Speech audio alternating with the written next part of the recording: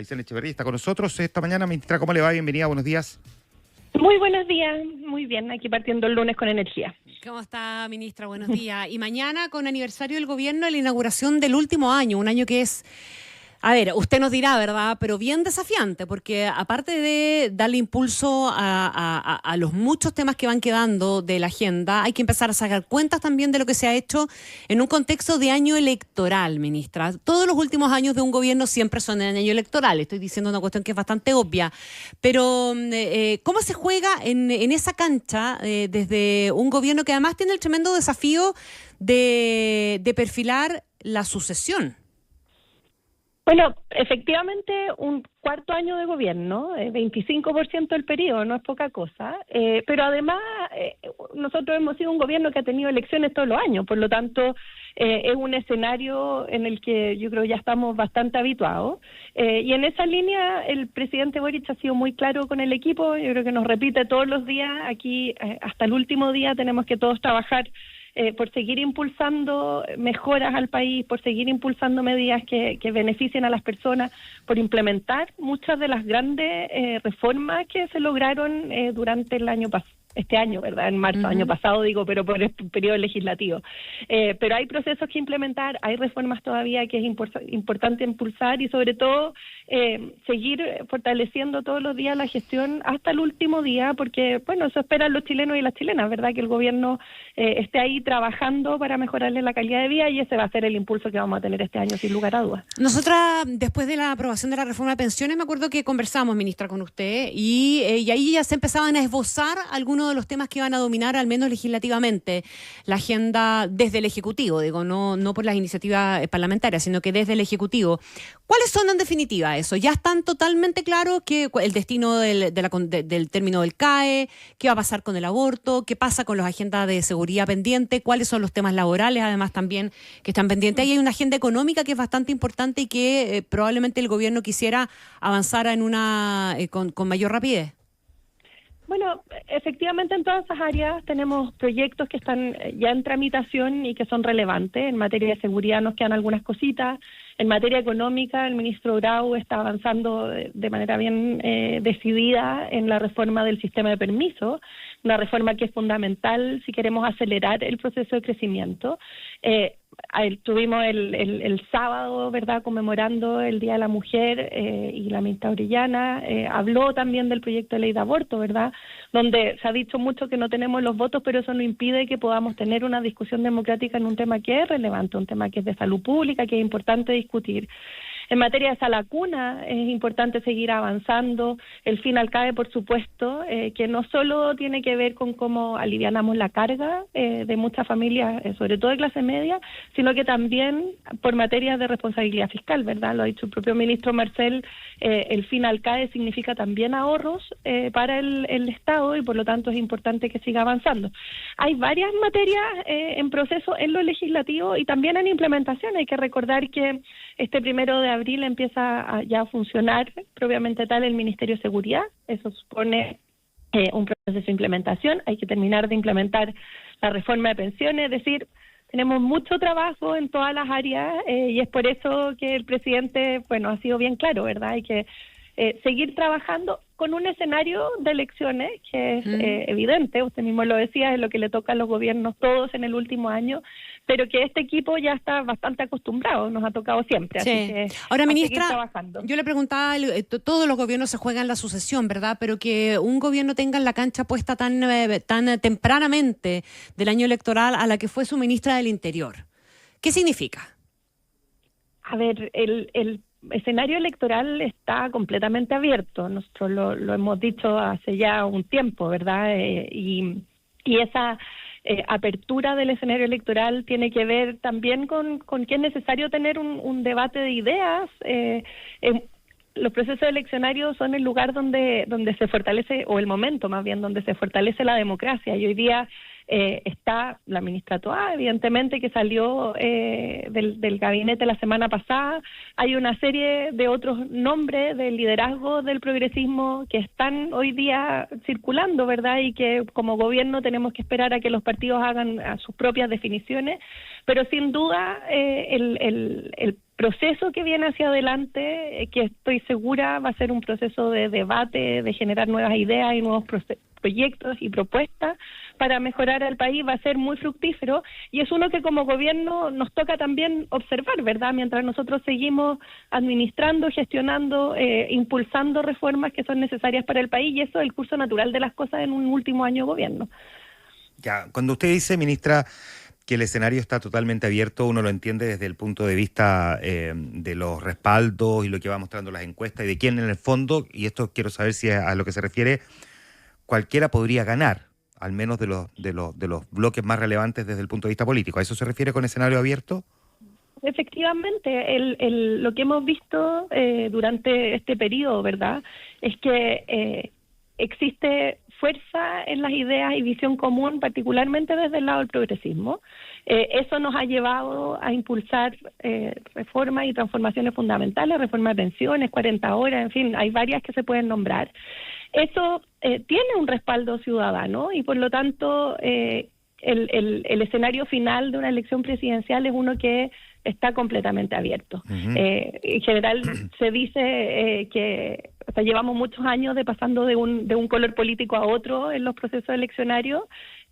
Nosotros creemos que eso puede cambiar y cuando lo vemos y lo miramos desde la perspectiva de lo que se logra, de cómo nuestro sector político está poniendo ideas por delante, está generando acuerdos, está logrando avanzar, y en la vereda al frente vemos división, ¿verdad? Y vemos descalificaciones permanentemente. Bueno, creemos que es posible, a lo mejor romper esa tendencia de alternancia permanente, y eso es algo que se va a definir en los próximos meses, por supuesto, pero que sin duda es relevante a la hora de pensar cómo se proyecta el futuro del país, ¿verdad? Un futuro que se construye en base a derechos, en base a crecimiento económico, en base a seguridad, que es lo que hemos impulsado como gobierno. Ya, pero ¿qué le hace pensar a usted que se rompe esa tendencia que no es solo chilena, sino que mundial, de que gana el sector político contrario al que está gobernando? Chile ha vivido eso ininterrumpidamente en sus últimas 5 elecciones. Bueno, lo hemos dicho varias veces, ¿verdad? Existen liderazgos muy potentes en el progresismo, existe comunión de ideas, existe una visión conjunta de cómo avanzar como país. Hemos avanzado en una coalición que ha sido amplia y que puede ampliarse aún más, y son transformaciones y medidas que sin duda son valoradas por la ciudadanía, y esos elementos hoy día se enfrentan al otro lado de la vereda, ¿verdad? Con, como le decía, descalificaciones, divisiones, con una visión de país que a veces uno le sorprende. El fin de semana escuchamos a la candidata Matei, ¿verdad?, hablar de un cáncer terminal. Los chilenos somos gente trabajadora, queremos que al país le vaya bien, sabemos que enfrentar los desafíos requiere de mucho trabajo y que no hay varitas mágicas para resolver los problemas, pero vemos un país que avanza en materia económica, hemos logrado controlar la inflación, recuperar el crecimiento. En materia de seguridad, sin duda que quedan enormes desafíos. Claro, pero la crítica que se puede hacer, se avanzan las cifras, y eso sin duda es algo que la ciudadanía percibe, ¿verdad? Y eso, por supuesto, nos hace pensar que es posible romper esta tendencia. Claro, lo que pasa es que la crítica que también es legítima de la oposición, más allá de una figura literaria, es que las cosas podrían ser mejor de lo que se han hecho. O sea, también uno podría mirarlo desde esa perspectiva, es decir, que se puede crecer más, que se puede controlar más la delincuencia, que se puede avanzar más en ciertas áreas, que se puede recuperar más todavía el empleo, digamos, que también es legítima la mirada desde ese punto de vista. No necesariamente significa una mirada negativa, sino que las cosas pueden ser mejor. O sea, se lo voy a plantear de esta otra manera, ministra, porque lo hemos visto tantas veces en campaña, y me imagino que usted esto lo sabe comunicacionalmente, pero es común que uno ve que el candidato de la oposición le pregunta a la ciudadanía: díganme si ustedes están mejor o peor que hace 4 años. Y según su respuesta es por quién deberían votar. Y ese siempre es un riesgo para el gobierno de turno, sea este o como le ocurrió también al gobierno anterior, ¿no? A ver, varias cosas. Lo primero es que, por supuesto, que siempre se pueden hacer críticas constructivas, mejoras a los procesos, y eso es lo que uno espera en un debate presidencial de todos los candidatos, incluidos los candidatos progresistas en este caso, ¿verdad? Claro. Nosotros esperamos que exista un debate de cómo se puede seguir avanzando, de cómo se pueden hacer las cosas mejores, lo que le debemos a la ciudadanía. El problema no es ese, el problema es que lo que vemos del otro lado de la vereda no son ese tipo de críticas. Vemos diagnósticos que se basan en evidencia que no es, vemos descalificaciones, vemos peleas y las propuestas no están realmente. Entonces, eso que ha sido, por lo demás, la tendencia de la oposición durante este periodo de gobierno. Hay que recordar que fueron los libertarios y el Partido Republicano los que se opusieron a la creación del Ministerio de Seguridad, los que se opusieron a la reforma de pensiones, incluso la candidata Matei, cuando estábamos en pleno, ahí en el momento cúlmine de las pensiones, una reforma tan importante, fue ambigua y confusa respecto de si entregar o no entregar apoyo a esto que los chilenos habían esperado hace tanto tiempo. Entonces, los liderazgos son fundamentales y todos sabemos que importa mucho quienes vayan a la carrera, pero más importante aún es el poder tener debates serios, debates que se basan en evidencia, que ponen al país por delante y que quieren que al país le vaya bien. Y eso es algo que hemos visto solo de un sector, no del otro. Y por lo tanto, lo que esperamos es que ese debate se dé de forma democrática. Y en el intertanto, y aquí quiero ser súper clara, eso es algo que tiene que ocurrir a nivel de los partidos. El gobierno tiene que estar preocupado en seguir avanzando, como lo hemos hecho durante estos 3 años, en mejorar la calidad de vida de las personas. Nos quedan casas por construir, nos queda trabajo por hacer en materia de lista de espera, nos quedan reformas por terminar de implementar, nos quedan proyectos de ley que hay que impulsar, pero con un camino ya trazado. Uno no se puede olvidar, hace 3 años, cuando nosotros recibimos el gobierno, la inflación estaba en 2 dígitos.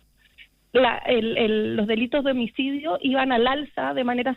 Las fronteras estaban completamente descontroladas. Hoy día todas esas situaciones han cambiado. Se puede hacer más, por supuesto, y es nuestra obligación hacer más, pero negar que aquí han habido avances también es negar el trabajo, y hay que decirlo, no solo del gobierno, sino que de los miles y millones de chilenos y chilenas y de los políticos que han apoyado reformas de todos los sectores, y eso es importante valorarlo. Ministra, así como hay una agenda y hay temas que impulsar y conciencia, ¿verdad?, de que todavía queda un cuarto de mandato, hay algunos temas que complican y que han complicado en el tiempo y probablemente van a seguir enredando un poquitito. Déjeme partir preguntándole por el caso Monsalve, básicamente porque hoy día va a generar noticia. Hoy día hay reunión de vuelta de la Comisión Especial Investigadora y se espera la comparecencia de las 2 personas más cercana en términos de cercanía física, incluso en el trabajo con el presidente Gabriel Boric, su jefe de gabinete y su jefe de asesores, Miguel Crispi y Carlos Durán. Básicamente apelando a que respondan aquello que no han respondido. ¿Usted puede garantizar que el gobierno, el presidente y el círculo íntimo del presidente ha respondido todo y absolutamente todo lo que hay que responder del caso Monsalve? Efectivamente, el gobierno desde un comienzo, y ha sido así en absolutamente todos los casos y circunstancias que hemos vivido, ha decidido colaborar abiertamente, no solo con las investigaciones judiciales, sino que también con las investigaciones que se llevan en el Congreso, ¿verdad? Y es por eso que no solo los asesores han asistido, sino que también las ministras, la exministra Toá, la ministra Orellana, la ministra Vallejo, fueron a la Comisión Especial Investigadora a aportar antecedentes. Eso tiene que hacerse de manera permanente por colaboración, pero también en el marco de lo que las leyes establecen, ¿verdad? Y el propio presidente, que a pesar de tener una eximente constitucional, porque el presidente no estaba obligado a responder las preguntas, decidió hacerlo enfatizando algunos de los puntos que las ministras ya habían aportado, porque son los antecedentes que es necesario tener a la vista, y eso en el gobierno hemos sido claros desde el primer momento y vamos a seguir siéndolo de aquí en adelante.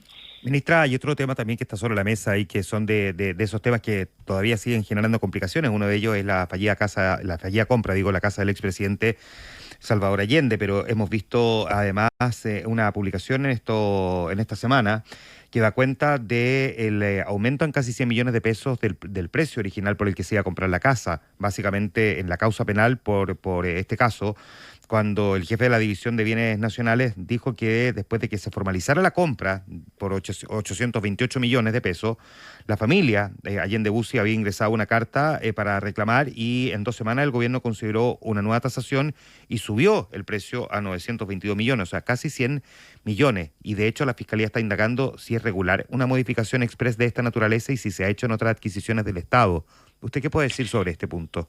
Bueno, efectivamente, y usted lo decía, que hay investigaciones en curso por parte de la Fiscalía y además existe un sumario administrativo en bienes nacionales, que lo que nos va a permitir es dilucidar efectivamente qué ocurrió y dónde ocurrieron las fallas y también determinar las responsabilidades que correspondan en esas instancias que es donde eso ocurre, ¿verdad?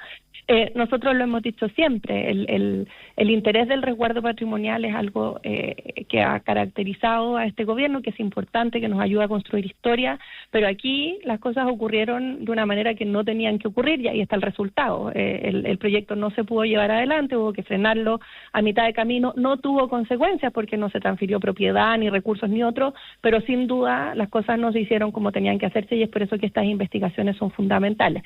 Incluido lo que usted señala, ¿verdad? Eso es parte del proceso, es parte de lo que hoy día está en investigación y aquí lo hemos dicho en otras ocasiones, ¿verdad? Cuando existen procedimientos en curso, es muy importante que nosotros como Ejecutivo no nos pronunciemos públicamente, sobre todo cuando se trata de trascendido o algunas filtraciones que aparecen en los medios, de manera de no intervenir con esa investigación y que esos cursos y esos procesos lleguen a puerto de buena manera. Entonces, nosotros estamos observando, contribuyendo con toda la información que sea necesaria y confiados en que estos procesos que se llevan adelante en las instancias que corresponden lleguen a puerto y nos permitan dilucidar ya de manera permanente cuáles son las distintas responsabilidades si es que las hubiera. Ahora, es una investigación, ministra, que igual tiene consecuencias políticas importantes y que además puede implicar consecuencias en esa materia. Está la ministra de Defensa, Maya Fernández, hoy día sometida al Tribunal Constitucional. Se aceptó, ¿verdad?, revisar el caso de la ministra y eventualmente ya pudiese ser inhabilitada. Hay un reconocimiento que se ha hecho también a través de distintos testimonios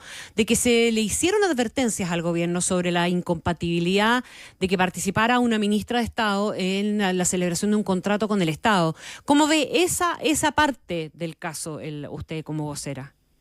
A ver, hoy día existe un sumario administrativo, un procedimiento, una investigación por parte de la Fiscalía. El Tribunal Constitucional está también revisando el asunto. Todo esto, por supuesto, los parlamentarios tienen el derecho a utilizar sus atribuciones y a presentar los requerimientos que quieran, pero es importante señalar que esto está siendo visto desde distintas partes y uno se hace la pregunta de si en el fondo vale la pena incorporar otro elemento más, pero de nuevo, prerrogativa de los parlamentarios. Lo que nosotros hemos dicho, y eso no va a cambiar, es que estos procesos son los procesos institucionales, tienen que llevarse adelante, hay que colaborar con ellos y que vamos a estar atentos a los resultados de aquello. Es lo normal que tiene que ocurrir en estos casos, sin importar quién sea la parte involucrada. Ya. Estamos conversando con la ministra vocera de Gobierno, Isabel Echeverri. Ministra, hubo una mirada crítica por parte de la ministra del Interior, en su momento, Carolina Toá, sobre el procedimiento para la incautación del teléfono celular de la diputada y presidenta de la Cámara, Carol Cariola, el lunes de la semana pasada, el mismo día en que había dado a luz, horas antes de que le incautaran el teléfono, ella había sido madre. Ahora la diputada Carol Cariola está anunciando a través de su abogado que va a recurrir a la Corte Interamericana de Derechos Humanos por la vulneración de los derechos suyos y de su hijo Borja por este procedimiento. ¿Qué posición tiene el gobierno frente a eso? Que la presidenta de la Cámara, tercera autoridad del país, como ha recordado su abogado, esté recurriendo a la Corte Interamericana de Derechos Humanos.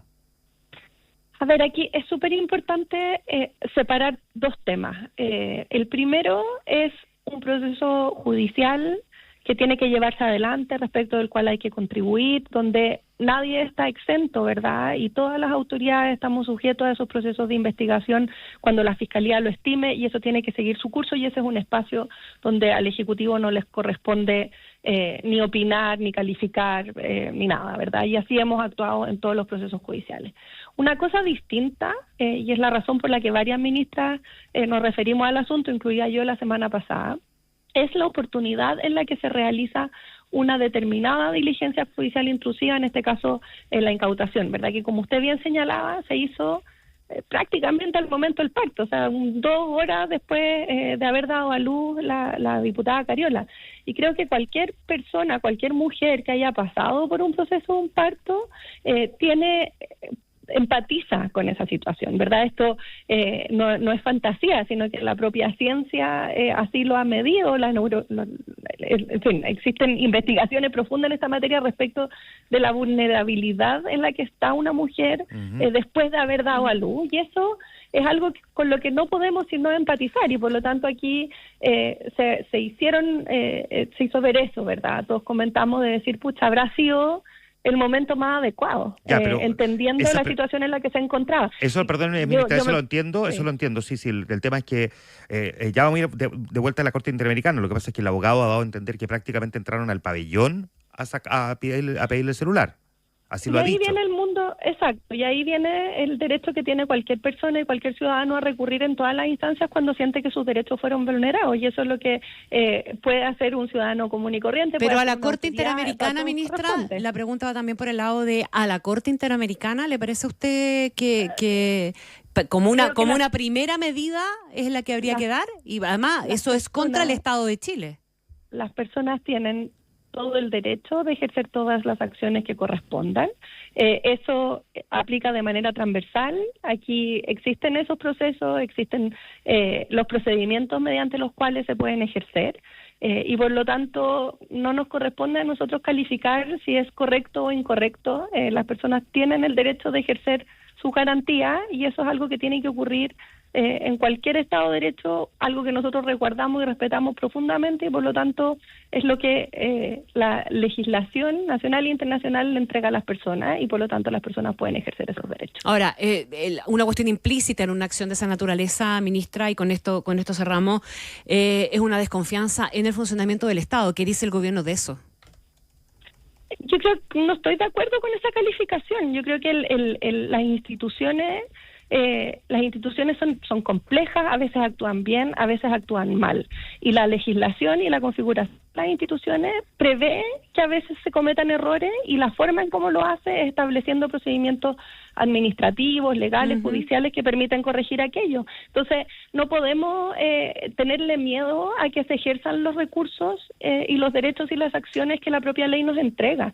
Eso no significa desconfiar de las instituciones, al revés, eso significa confiar en las instituciones. ¿Ir a la Corte Interamericana de Derechos Humanos? Sí, ¿usted está de acuerdo? A las que existan, a las instituciones que existan, y eso no se nos puede olvidar nunca. Aquí la institucionalidad tiene una razón de ser y tienen leyes que la regulan, y por lo tanto la forma en cómo confiamos en las instituciones y en cómo hacemos que se fortalezcan es usando los procedimientos que la ley nos entrega, y eso no se nos debiese olvidar nunca. Es natural que se pueda recurrir a las decisiones, ocurre, es parte esencial del Estado de Derecho, y no tenemos que sobrecalificar esas acciones como desconfianza u otras cosas. Aquí son instituciones que están funcionando. Ministra, gracias por conversar con nosotros. Sé que tiene harta pega por delante y nos pasamos 3 minutos del compromiso, pero le agradecemos el que haya accedido a conversar esta mañana con nosotros. Muchas gracias, ministra. Muchas gracias a ustedes, que tengan una buena semana. Igual, ministra, muchas gracias. Ministra vocera de Gobierno, Aysén Echeverri, esta mañana conversando con nosotros aquí en Infinita, 8:28 minutos.